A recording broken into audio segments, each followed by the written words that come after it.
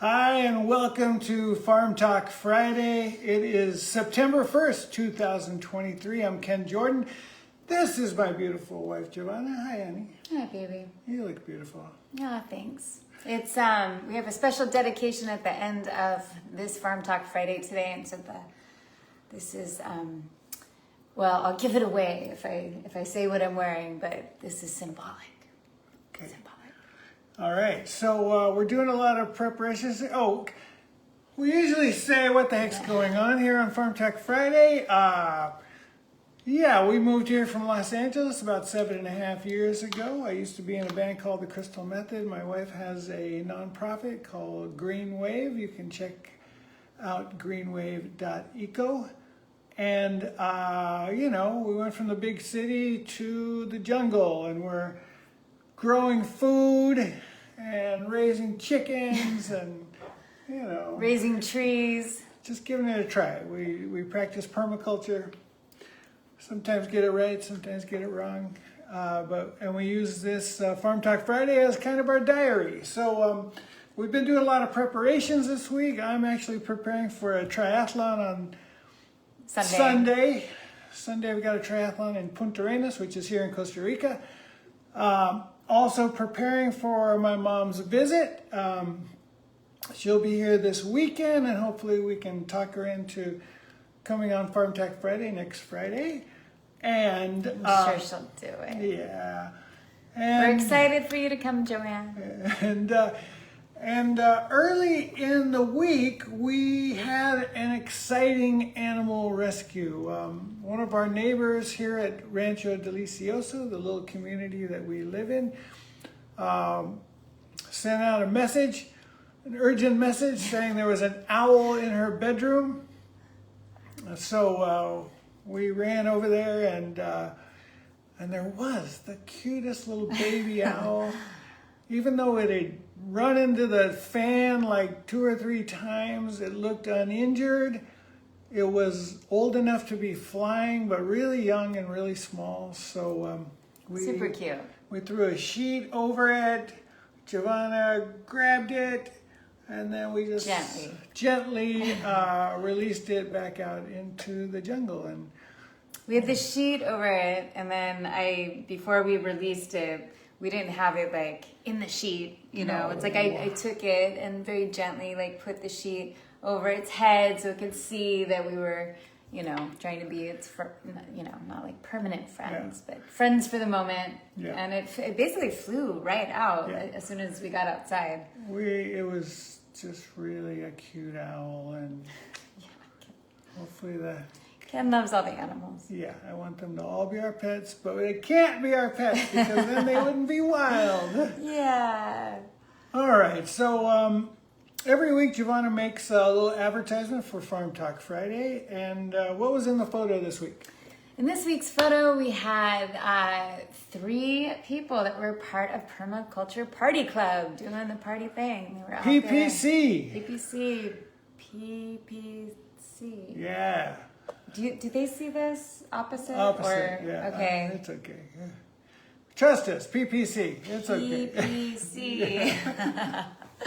So it was Holly. So Holly brought the boys over, Mason, her son, and Jeremy, and I actually caught them in this moment.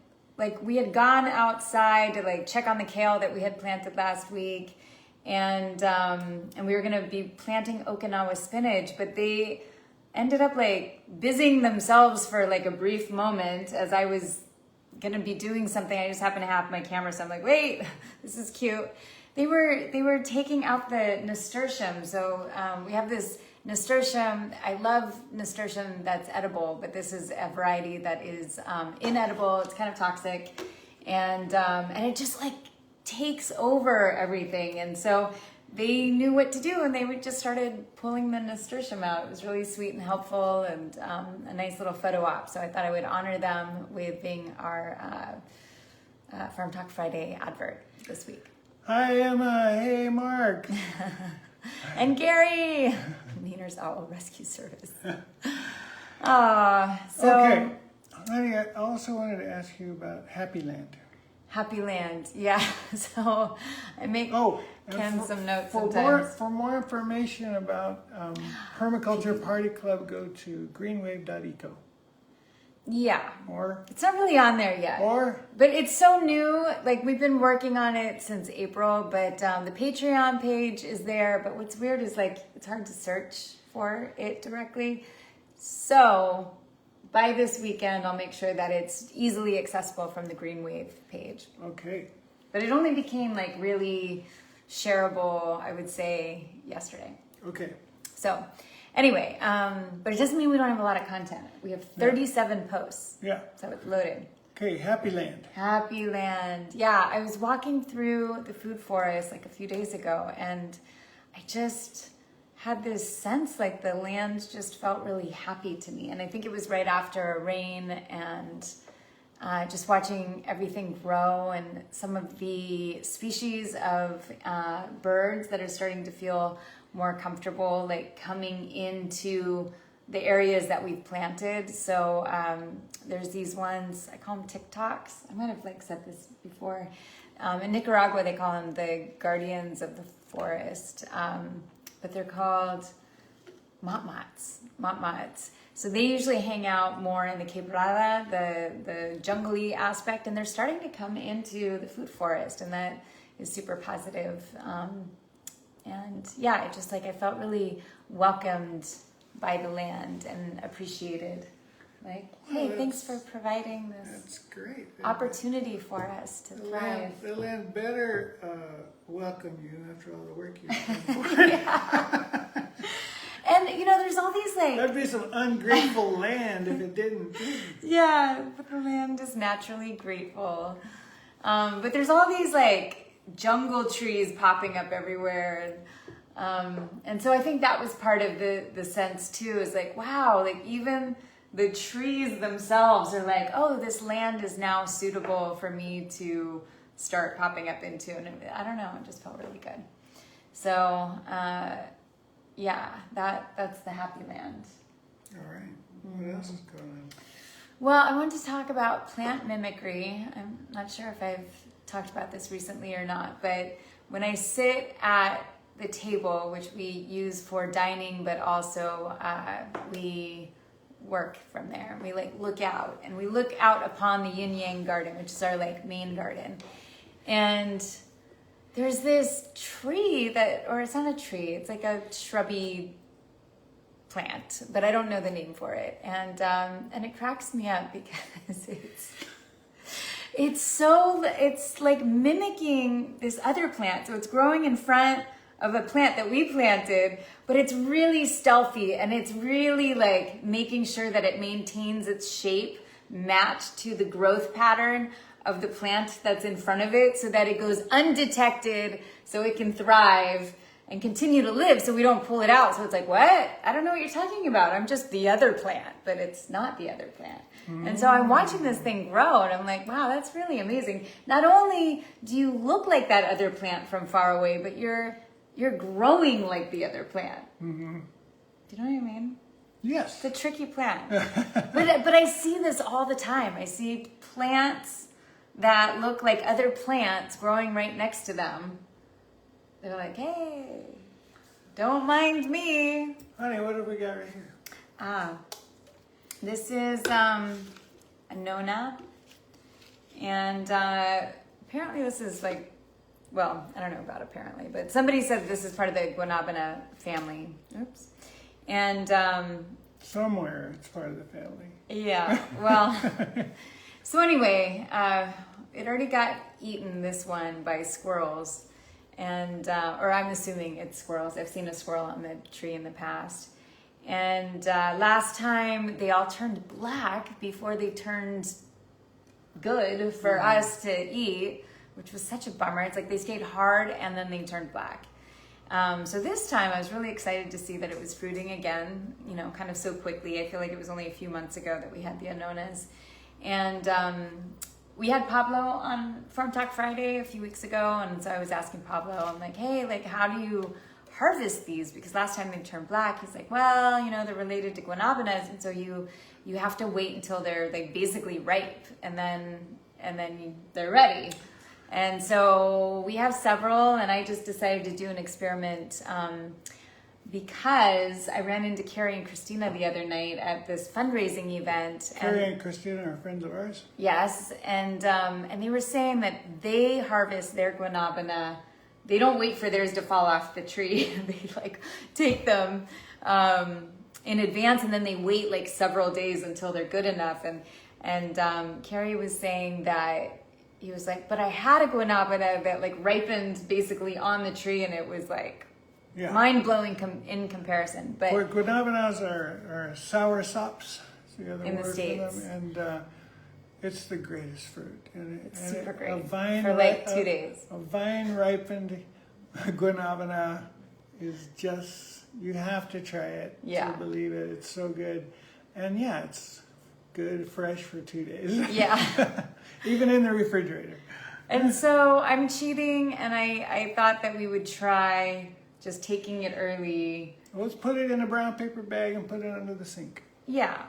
Well, and then set an alarm so we don't forget about it. That's right.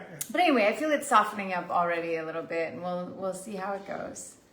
But I wanted at least one Annona, you know? Is this limon dulce?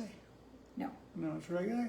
No. Yeah, it's one of our regular limons. It's not limon dulce. Well, limon dulce is much more yellow. It's not the Costa Rican lime.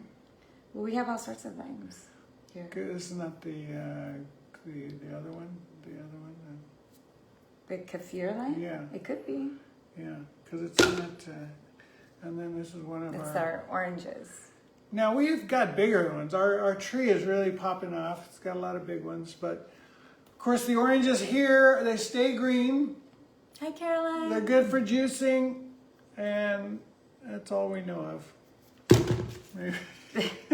You can't eat them. You can't peel them and eat them, no matter the ripeness, how long you wait, how long you don't wait. But the juice is good. Yeah. Yeah. So right in back of us, up there and up there are two chicken tractors. They're mobile coops. They're mobile so that the chickens will mow the lawn, and then they will fertilize the soil in the lawn. And so we're improving the soil and getting a free lawnmower from our chickens. And they're all doing pretty good, except they're not really laying right now. they're doing okay. We're getting about one a day. Yeah. From 5 chickens. Yeah, but we were doing a lot better before. And then we were getting none a little while ago. So some is better than none. Yes. So do you have chicken updates? Somebody's molting, right? Who is it? Crema. Crema? Yeah, Crema is our cream color. Well, she's our platinum blonde. Yeah. And I love Crema. She's a little weird. But They're all a little weird. Yeah. Listen, if you haven't had chickens before, they have such interesting and unique personalities. It's just so much fun hanging out with them. Yeah, they're super funny. So Crema's molting, and she... And explain molting. Molting, as I understand it, is that they just lose their feathers. And so sometimes I hear other previous chicken owners saying they lose all their feathers, and I haven't seen all their feathers look like. I haven't seen them. We've never had a chicken lose all of their feathers. But if you listen to Phoebe, she'll say they lose all their feathers and they look really weird. Maybe some types Breeds. of chicken. Yeah. So anyway, so we haven't had one of our chickens lose all their feathers, but for sure, like you'll walk in and it looks like there was a scene, you know, like, hey, are you okay in there? Because it looks like they exploded. There's like feathers everywhere. Just want to give a shout out to John. John, how's Hako? John's in Hako. Yeah. Yeah. I know. All right. So anyway, so Crema she looks like she shrunk a little bit because she's lost so many feathers, but she still looks good. Like she just looks like she has like a little bob or something now. All our chickens are beautiful. I don't They care are what they beautiful. say. All right. So we've seen other wild animals this week. We've seen a couple of our foxes. They get It's really close to exciting. the house. Yeah. Of course, we see the agoutis and a million iguanas and ants. Oh, the iguanas. Yeah. Okay, we'll talk about that later. All right. So, oh boy. Listen. Unfortunately, this this community, that we live on the southern tip of the Nicoya Peninsula, and we lost today one of our Greats. one of our greats, one of our long-time residents. We lost Heart Ackerson, and we just saw him Heart, like 2 days ago. we are thinking of you. And he was dancing and enjoying life and having fun. He always enjoyed life. Yeah, and it's a big loss for this community, but he will be missed. Heart. That's why Giovanna's wearing the heart So heart, today. little hearts. So don't really want to end on a sad note, but So I'll finish. Okay. So Hart was amazing, and he totally lived his life, and he, he's gonna go down and be. I mean, he already was legendary. I mean, it's Hart. he was a living legend here in this community. Yeah, and now he'll just continue to be a legend. That's right. Like he's just there's just sometimes there's people in certain communities, and it's like there's that person, and they're never going to go away. And if anything, it's just devastating for the family and his beloved and his best friend, his wife Honey. But they were just, and still are, like pillars of this community. And when Ken said that they've been here a long time, I think they've been here like 40 years. Mm-hmm. And they've just given so much on so many different levels. And you would often see Hart at the market, like playing drums. It's the only organic market here. Honey, his wife, has been running it for 30 years. She taught the farmers how to grow organically and works with them every week. It's quite a thing. And Hart, so they live like kind of far away.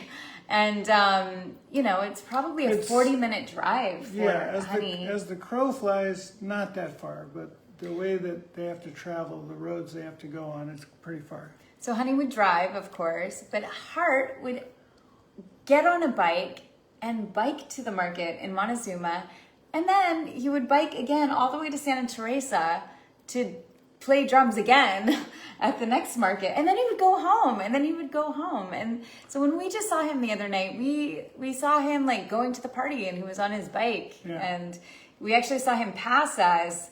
And I'm like, okay, is Hart lost, or is he just like getting extra exercise? Because that would be a thing that Hart would do. And so he actually he didn't beat us there, but like we got there around the same time. So I really didn't think that that anything was, out of the ordinary that day. But anyway, Hart is a legend, and we love him. We love that family, and Hart.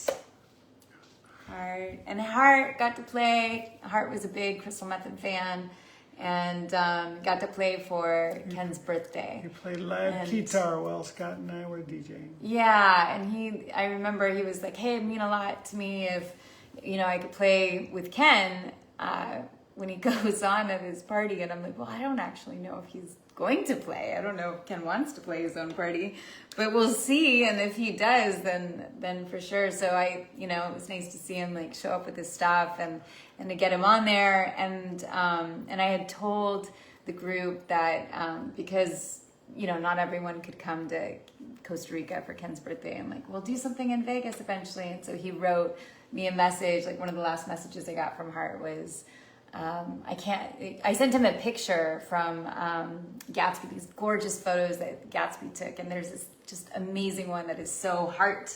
And I sent it to him, and he wrote back, and he said, "I can't wait to do this in Vegas." So. Well, you'll be with us in Vegas, Hart. For sure. All right, that's it. See you next week on Farm Talk Friday. Yay!